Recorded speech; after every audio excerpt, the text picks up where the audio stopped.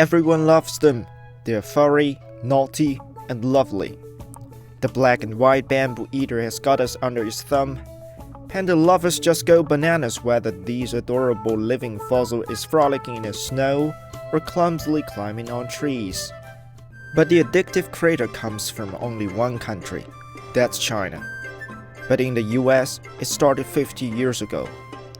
On April 16, 1972, Linlin and Xinxin arrived in Washington. They were welcomed by thousands of panda-admiring Americans and Pat Nixon, the then US First Lady. The pair she greeted became a symbol of Beijing-Washington rapprochement brokered under her husband's administration. Before the arrival of the Pandas, President Richard Nixon made a historic visit to China. On the second day of his ice-breaking journey, the Nixons went to Beijing Zoo and saw pandas there.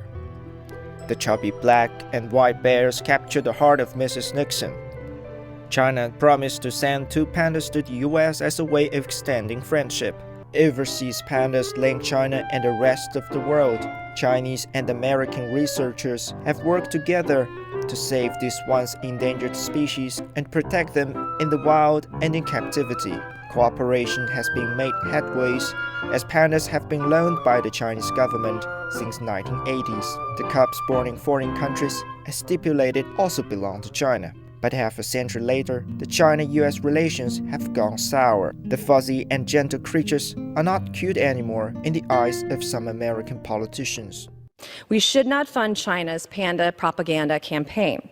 Let's get serious with our diplomacy and hit China where it hurts. Give freedom to the pandas and allow them to stay here in the United States. A symbol of friendship and goodwill, or a tool for propaganda? A question for serious pundits, not for pandas. One thing is certain though, panda lovers around the world will always be captivated and asking for more.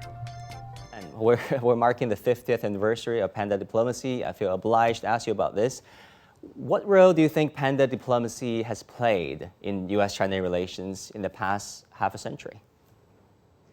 Well, it was the beginning of the opening of what was a good and fruitful relationship until recently when things have really turned sour.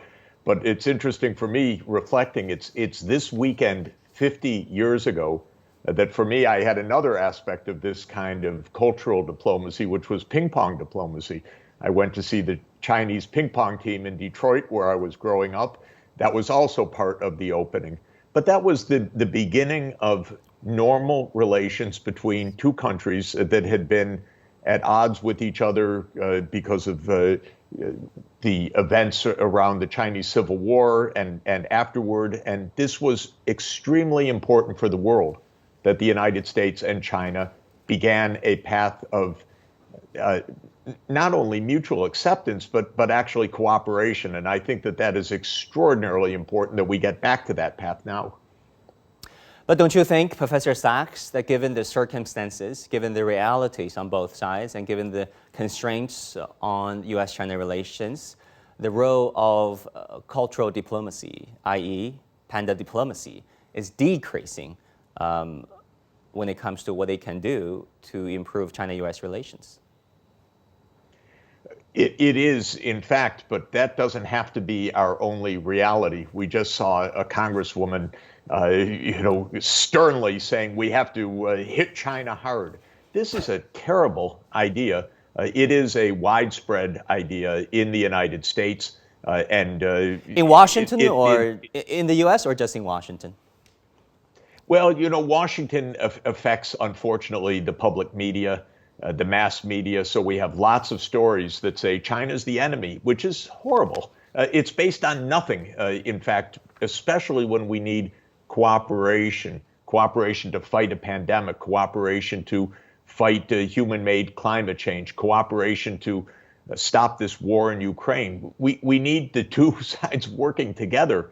And the reality, the deep reality, is that we have common interests. But right now, the politics is unfortunately really in the U.S. side very hostile and I think absolutely wrongly directed.